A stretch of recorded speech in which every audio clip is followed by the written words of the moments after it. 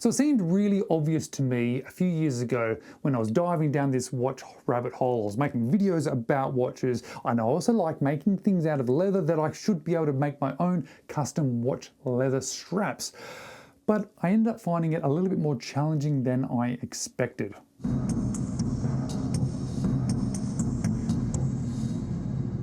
Hello, you're watching James. My name's James, you're watching me, and I am talking about watches. And yes, well, I love watches. Yes, I like making things. I like making videos, I like making physical things, and I like making things out of leather.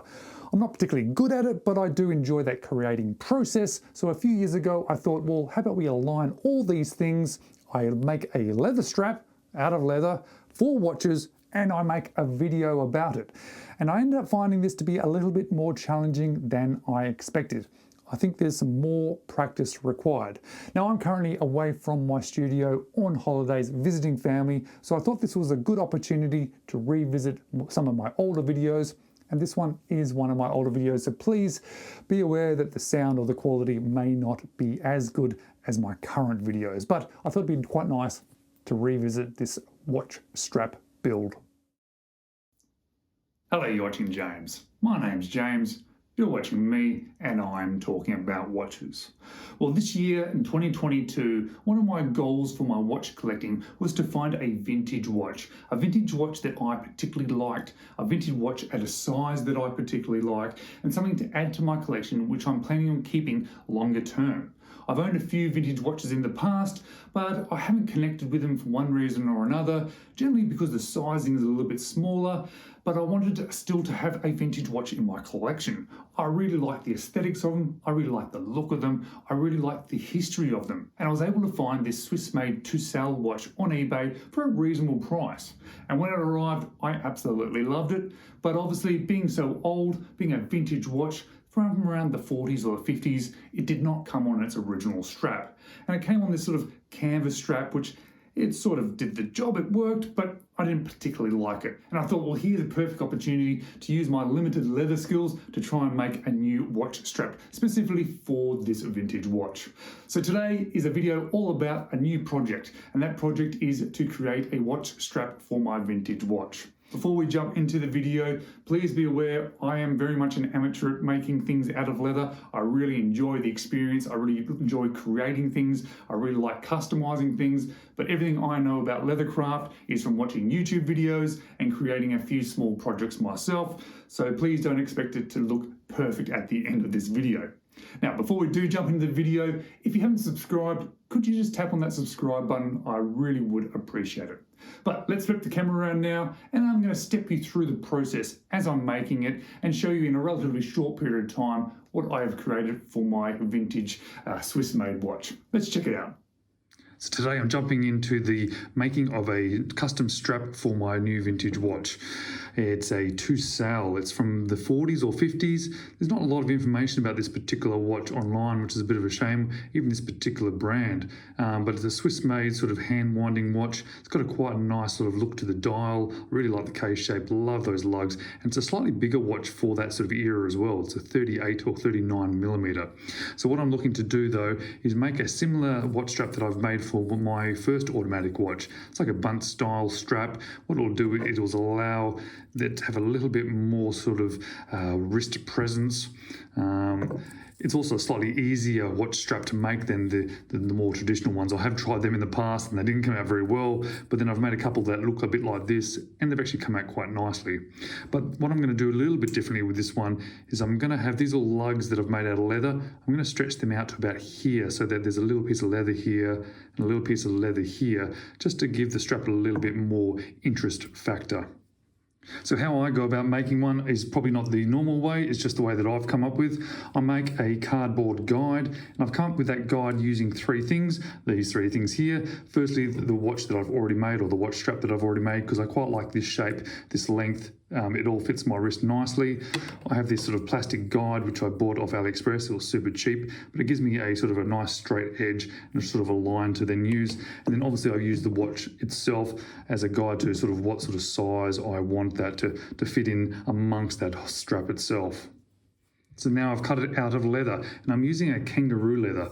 Kangaroo leather is fantastic, not just because I'm Australian, which may be a bit weird because it's our sort of one of our national animals, but it's a really nice leather because it has a nice fine grain, it feels really nice, it's very strong, and it's also very thin, which allows me to cut it twice, which may seem a little bit weird, but let me explain why I've done it like this.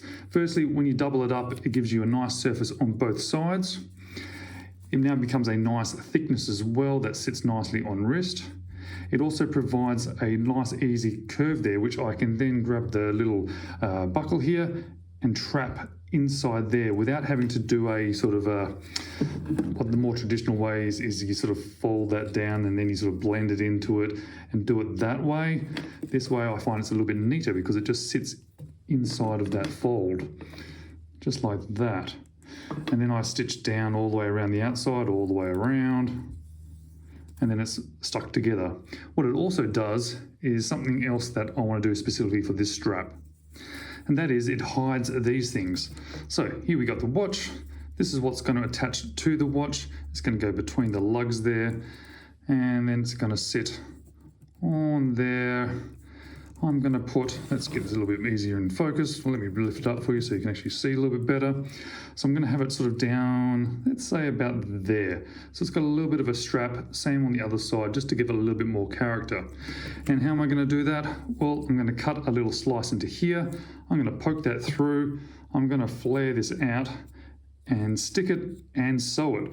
So then that is going to be inside here. And then when I folded that over and stuck it down, it's going to cover up that sort of attachment point. So that's a secondary reason why I'm doing it this way, that sort of double layers. So next step is actually sewing it all together. Let me show you that now. Okay, so now I've got the watch in place. I've created these little tags. I've given them a little bit of length so as to give a little bit of character. I have sewed them into the main body of it. I've sewed them all together, as you can see, so they're nice and tight. I've left this spring bar in there so you can see where it fits in, and then this one will fit there. As you can see, I've then put it underneath, split them open and sewed them in so it's nice and strong. So when this then gets folded over, all of that is going to get covered up nice and neat and tidy. Now to do that, I've used a few tools. There's a little thing here which you use the hammer to bang in the holes, and they give you a nice spacing so it looks nice and neat and tidy. There is another little pusher here which just sort of helps push the hole through, makes it nice and neat and tidy.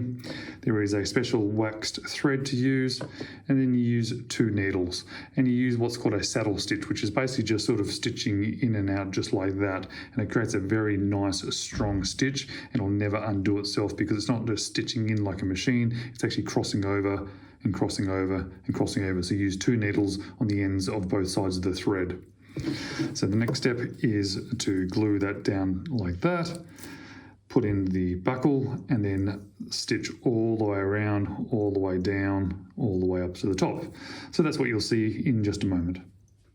So now I have glued those 2 sides together, so making one piece of leather. I have also spent a fair bit of time trimming down along here to get a nice shape both around the watch, but also making that sort of tab look quite good. Initially it was a little bit blobby here, it was a little bit weird here, and having this extra bit of a tab through here, or this little bit of a tangle here, has made it a little bit funny through here. But what's going to happen is now I'm going to put some holes in all the way around and stitch it all the way around, and that will both give it some strength holding those 2 pieces of leather together, but it will pull all those bits together as well. And it will also give a little bit more of an interesting detail to the actual wet leather band itself.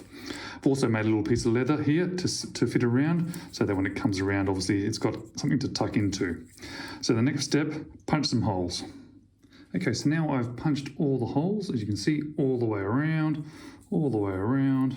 I thought this might be a good opportunity just to show you how exactly I do that. A lot of people do ask why and how it looks so neat when you do the stitching. Well, it's not me being neat, it's me using these tools. Firstly, use this little scriber, which you can adjust this little thing depending on how far out you want your stitch line, and you literally just run it along the leather, and it causes a little line on the leather. And then on that little line that you've now drawn, you use these things here, and you just use the hammer and you go pop, pop, pop, pop, pop, pop, tap it in. As you go around corners and things, you can use smaller ones that have less holes on them, so you can sort of work around those little more intricate areas. Now, those are just used to sort of make a pattern. You can push through the leather a little bit, but then you use one of these things or something like this to push all the way through the hole, just to open it up so you can, just like that, so you can then get the stitch through. Now, I'm just a very amateur leather crafter. You'll see these more professional ones do this amazing thing. They punch all these little holes, and then they hold the leather, hold the two needles, push through with this poker, and then stitch all at the same time. I'm not that creative, or I'm not that skilled in it, so I go around and actually just push all the holes just before I start stitching. As I go around now and do start doing the stitching, sometimes some of these holes, because they're leather, tend to start to close up a little bit. I can then just get this and just push it through again, just to open up that hole and allow me to stitch. So next step is to stitch through where I've put all those holes. So now I've pretty much finished the stitching. You'll see I've stitched across here, which locks that in, and then all the way around. If you look on the other side, you can see it goes all the way through. So not only does that make it look a little bit better, but it also obviously joins those two pieces of leather together, and it really has pulled together those issues there and there, where this piece of leather has gone in between the two pieces of leather. It sort of made it a little bit lumpy there, but that stitching has really pulled it down and pulled it together, making it look quite nice. And I've deliberately used two different colour sort of leathers here. These are from two different skins, both are kangaroo, but you'll see these ones are slightly lighter. These are offcuts off an earlier piece of leather that I had. I just thought it would look good with the slightly darker, slightly lighter. Technically, they're meant to be the same colour when you buy it off the shelf, but they've ended up being a little bit different, which actually I think works really well in this instance. Next step is I'm going to attach the keeper. Now this is going to wrap around here. Again, I'm matching it in with this leather, just so it just sort of breaks up that a little bit. So when it comes around, it's going to obviously stick through there. And then the final thing to do is fix the edges.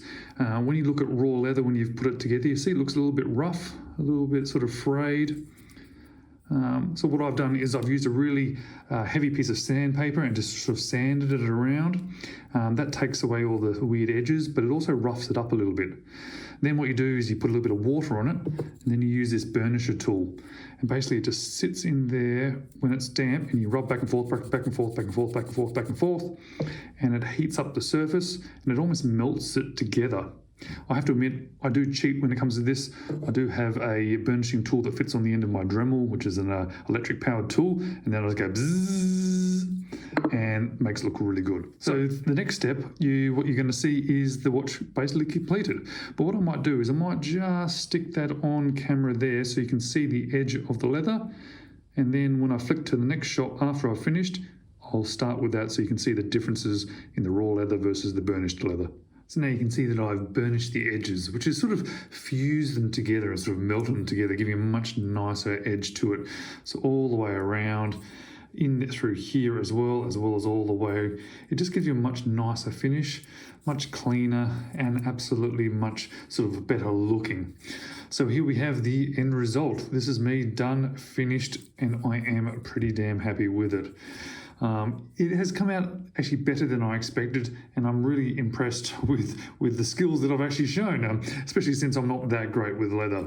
So to be honest, I'm happy. I think it looks great, and I think it really adds some character to the watch as well, adds a little bit of extra bulk to the watch as well. But obviously we want to have a look at and see if it looks okay on wrist.